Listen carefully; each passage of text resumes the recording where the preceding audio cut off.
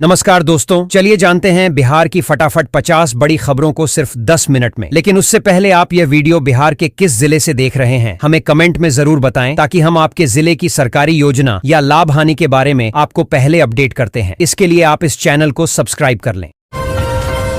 30 kilometre की दूरी अब हो जाएगी 5 किलोमीटर। गया के टनकुप्पा प्रखंड के लोगों को मिली ये सौगात। दोस्तों, सोशल मीडिया पर गुरुवार को केंद्रीय मंत्री जीतन राम मांझी ने बताया कि टनकुप्पा रेलवे स्टेशन के पूर्वी गेट के समीप अंडरपास की स्वीकृति मिल गई है। जल्द ही निर्माण कार्य शुरू होगा। गया जिले के टनकुप्पा रेलवे स्टेशन पर अंडरपास की स्वीकृति मिल गई है। केंद्रीय मंत्री जीतन राम मांझी ने सोशल मीडिया पर पोस्ट कर ये जानकारी दी है। गया धनबाद ग्रैंड कोड रेलखंड के टनकुप्पा स्टेशन का कायाकल्प होगा। हम पार्टी के राष्ट्रीय प्रवक्ता इंजीनियर नंदलाल मांझी के जरिए गया धनबाद ग्रैंड कोड रेलवे संघर्ष समिति टनकुप्पा ने यह मांग की थी।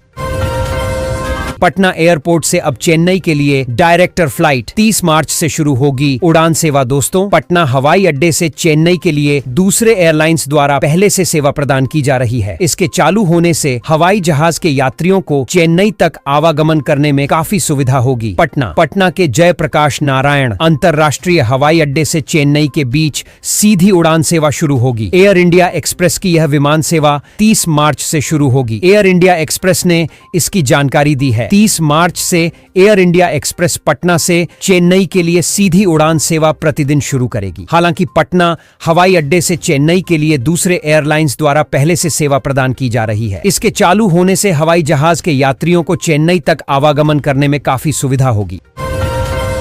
पटना से बख्तियारपुर के बीच 1 अप्रैल से बढ़ेगा टोल टैक्स। जेब से ज्यादा निकालने होंगे पैसे। दोस्तों, पटना से बख्तियारपुर जाने वाले यात्रियों के लिए बुरी खबर है। 1 अप्रैल से टोल टैक्स बढ़ने के बाद अब लोगों को ज्यादा पैसे खर्च करने होंगे। इसकी जानकारी गुरुवार को पटना बख्तियारपुर टोल प्लाजा के प्रबंधक प्रभाकर सिंह ने दी। उन्होंने कहा कि भारतीय राष्ट्रीय राजमार्ग प्राधिकरण द्वारा लिए गए इन निर्णय का अनुपालन 1 अप्रैल की मध्य रात्रि से किया जाएगा। जागरण संवाददाता, पटना सिटी। बिहार राज्य में राष्ट्रीय राजमार्ग संख्या 30 पर पटना से लेकर बख्तियारपुर के बीच की 181.3 किलोमीटर लंबी 4 लेन वाली सड़क से गुजरना 1 अप्रैल की मध्य रात्रि से महंगा हो जाएगा। इस मार्ग से गुजरने वाले छोटे बड़े वाहनों को दीदारगंज स्थित टोल प्लाजा पर पहले की अपेक्षा 3 से 3.5% अधिक टोल टैक्स का भुगतान करना होगा। इस टोल के 20 किलोमीटर के दायरे में रहने वालों को गैर व्यावसायिक वाहनों की आवाजाही के लिए 350 रुपए का मासिक भुगतान करना होगा।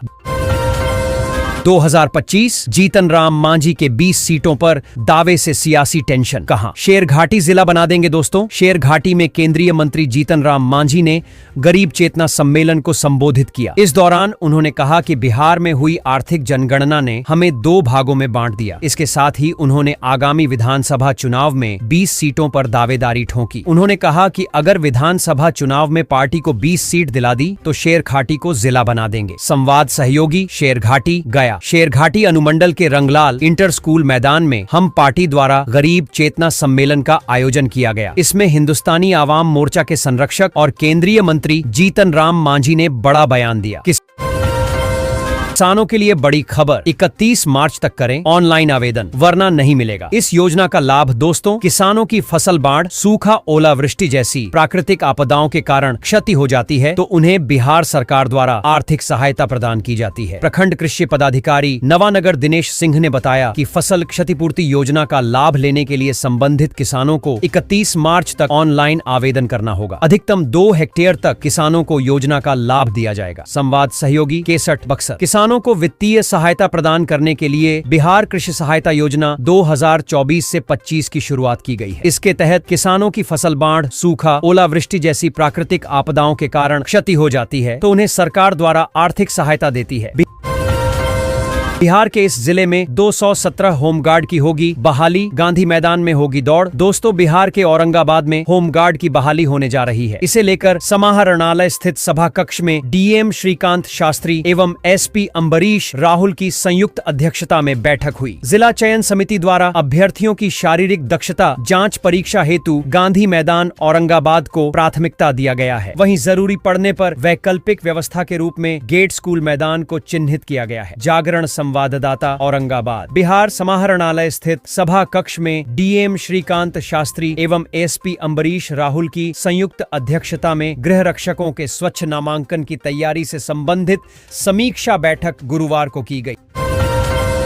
अररिया में 5000 से ज्यादा लोगों की कटी बिजली, 100 पर चोरी का केस। दोस्तों, बिजली बिल बकाया होने पर अररिया बिजली विभाग ने बड़ी कार्रवाई की है। मार्च में अब तक 5038 बकायेदारों का बिजली कनेक्शन काट दिया गया है। साथ ही बिजली चोरी के 100 मामलों में प्राथमिकी दर्ज की गई है। विभाग ने 2000 रुपए या उससे ज्यादा बकाया रखने वाले सभी उपभोक्ताओं का कनेक्शन काटने का निर्देश जारी किए हैं। संसू अररिया विद्युत आपूर्ति प्रमंडल अररिया अंतर्गत सभी प्रखंडों में विद्युत विभाग के अधिकारियों द्वारा बकाया राशि की वसूली हेतु सघन अभियान चलाया जा रहा है। इस क्रम में मार्च महीने में अभी तक कुल 5038 बकायेदार उपभोक्ताओं की लाइन काटी गई है।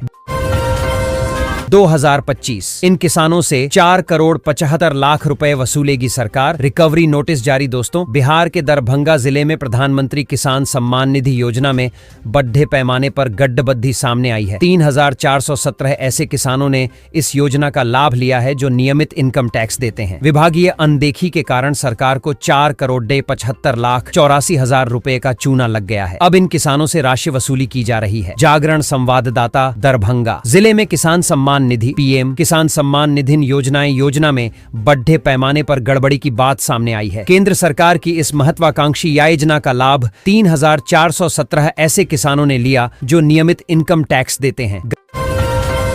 गया से अप्रैल तक सभी इंटरनेशनल फ्लाइट हो जाएंगी बंद, सामने आई बड़ी वजह। दोस्तों, गया इंटरनेशनल एयरपोर्ट पर अंतरराष्ट्रीय उड़ानों का परिचालन धीरे धीरे बंद हो रहा है। भूटान के ड्रक एयरवेज की उड़ान पहले ही बंद हो चुकी है। थाई एयर एशिया और म्यांमार एयरवेज इंटरनेशनल ने भी अपनी उड़ानों की संख्या में कटौती की है। मार्च के अंत तक लगभग सभी अंतरराष्ट्रीय उड़ानें बंद हो जाएंगी। केवल इंडिगो का विमान घरेलू उड़ान प्रतिदिन भरता रहेगा। जागरण संवाददाता बोध गया। शरद मौसम में विश्वदाय धरोहर महाबोधि मंदिर में आयोजित होने वाले विश्व शांति के निमित्त बौद्धों के हीनयान व महायान पंथ के विभिन्न पूजाओं का दौर अब समाप्त हो गया है।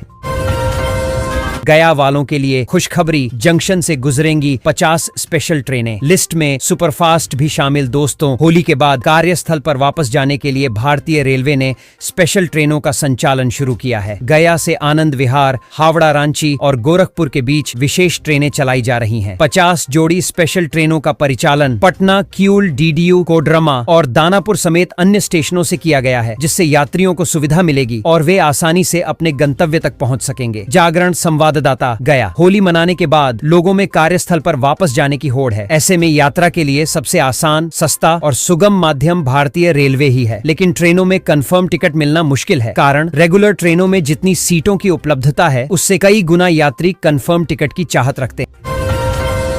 70वीं बीपीएससी परीक्षा नहीं होगी रद्द, हाईकोर्ट ने याचिकाओं को किया खारिज। दोस्तों, बीपीएससी 70वीं परीक्षा पटना। हाईकोर्ट ने 70वीं बीपीएससी प्रारंभिक परीक्षा को रद्द करने की याचिकाओं को खारिज कर दिया है। कोर्ट ने कहा कि बीपीएससी एक उच्च स्तरीय समिति बनाकर यह सुनिश्चित करे कि भविष्य में ऐसी कोई स्थिति उत्पन्न न हो जिससे परीक्षार्थियों को असुविधा हो। राज्य सरकार ने सभी आरोपों को बेबुनियाद बताया और कहा कि परीक्षा शांतिपूर्ण ढंग से संपन्न हुई थी। जागरण संवाददाता पटना। बीपीएससी 70वीं परीक्षा पटना। हाईकोर्ट में 70वीं बीपीएससी प्रारंभिक पीटी परीक्षा को रद्द करने से जुड़ी याचिकाओं पर शुक्रवार को फैसला सुनाते हुए उसे खारिज कर दिया।